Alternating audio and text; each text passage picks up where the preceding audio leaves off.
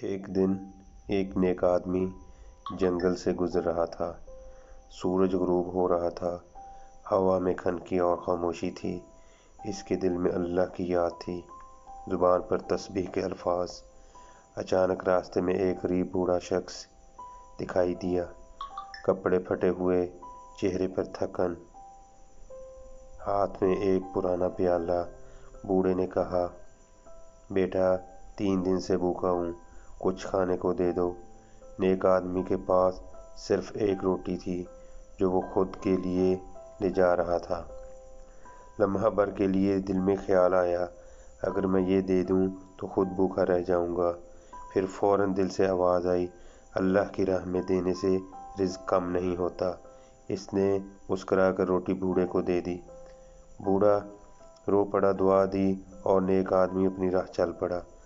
رات گہری ہو گئی، وہ تھکا ایک درخت کے نیچے سو گیا۔ خواب میں ایک نورانی چہرہ آیا، چمکتا ہوا جیسے چاند۔ فرشتہ بولا، اللہ نے تمہارا وہ عمل پسند فرمایا ہے۔ نیک آدمی حیران ہوا، میں نے تو بس ایک روٹی دی تھی۔ فرشتہ مسکرایا، تم نے روٹی نہیں ایمان دیا ہے، کیونکہ جس دل میں بھوکے کا احساس ہو وہ اللہ کے قریب ہوتا ہے۔ نیک آدمی آنکھ کھولتا ہے، صبح ہو چکی تھی، چاروں طرف روشنی ہی روشنی۔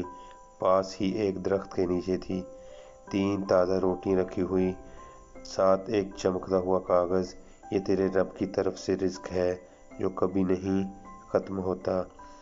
سبق: اللہ کے نام پر دیا ہوا ایک نوالہ ہزاروں نعمتوں کا سبب بن جاتا ہے۔ اللہ دینے والوں سے محبت کرتا ہے۔